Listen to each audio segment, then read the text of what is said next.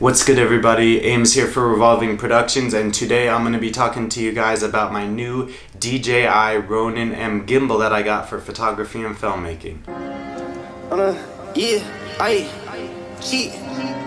Check man, 10 and checked in, we done checked out, we just checked in, got my checks in, this perfection, hop up out the coupe, interesting, me, too many bad hoes, all in my section, style on her body, talk about caressing, we get this money, ain't worried about XXL freshmen, I'm next in, my dough go up, we don't want less than, pour more liquor bless. Yeah, so I recently purchased the DJI Ronin-M. It's a professional gimbal that lots of different filmmakers use on set for professional video productions. Leading up to this point, I had used a number of different sources of stabilization, which in my opinion is a very important thing depending on the type of shot that you're going for, which source of stabilization that you use for kind of the sort of shot you're going to get in just video production in general. I wanted to get a more professional rig for upping the production value of my videos and that sort of thing, and be able to get some really nice smooth tracking and panning shots and that sort of thing.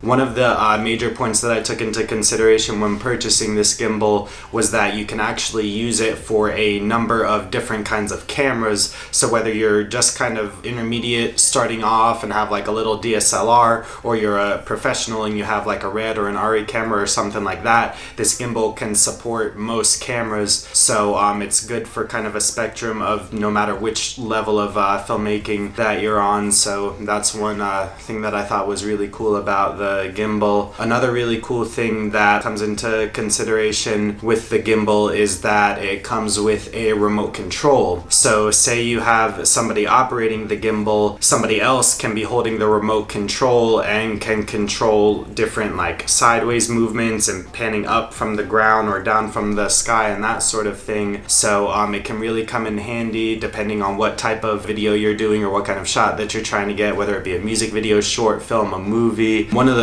cool things I think is that this sort of gimbal is actually used on like major film productions like movies and videos and that sort of thing. Price wise, it does come in at about $900. So in regards to that, it is kind of pricey, but relatively speaking, when it comes to like major production value, $900 I think is a small price to pay for the type of quality that you're going to get from using this gimbal. So it does help that, and lots of people have been using this in the filmmaking community. Kind of touching back on what I said earlier about like whether you're at more of an amateur level or you're a professional doing work for like bigger brands or, you know, bigger music artists or things like that. So that's one pretty cool thing. The kit that I bought came with 2 batteries, a remote, obviously the gimbal itself. It didn't come with a hard shell carrying case, but it does come with a stand. And yeah, overall it's a really cool gimbal. Another thing that's kind of nice with it is that the handlebars are adjustable.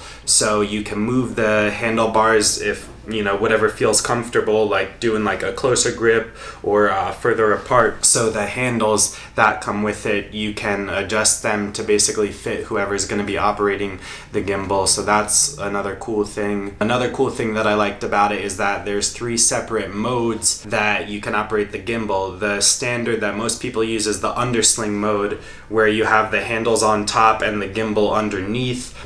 And then the other mode that's available is briefcase mode, where the gimbal is basically turned on its side, where you can use one hand to kind of hold it. And then the third one is upside down mode, where basically you just flip it upside down where the gimbal is on top and then the handles are underneath. Another really cool thing is that the gimbal is able to be mounted to different sorts of rigs, like, you know, car mounts. I believe you can mount it to a crane. DJI actually has a lot of different options available on their YouTube channel. If you go and check that out, I'll link it in the description below. But yeah, overall it's a really good gimbal. I actually just got done testing it out on my first music video of 2018, and it does some really amazing tracking shots, really smooth. And yeah, overall it's a really great gimbal. Another really cool thing that I like about the gimbal is that no matter what sort of lens you're using, it's supportive of it, and basically it works with it no matter what sort of lens that you're using. It comes with a really cool quick release plate and basically mounting system that you can mount, you know, the camera and the lens on. So yeah, it's a really good gimbal, and I would recommend it for any filmmaker. Alright guys, well I hope this helps. Again, this was Ames for Revolving Productions. Any questions, comments, concerns that you have, feel free to drop them below in the comments, and peace. I'll catch you guys on the flip side. Later.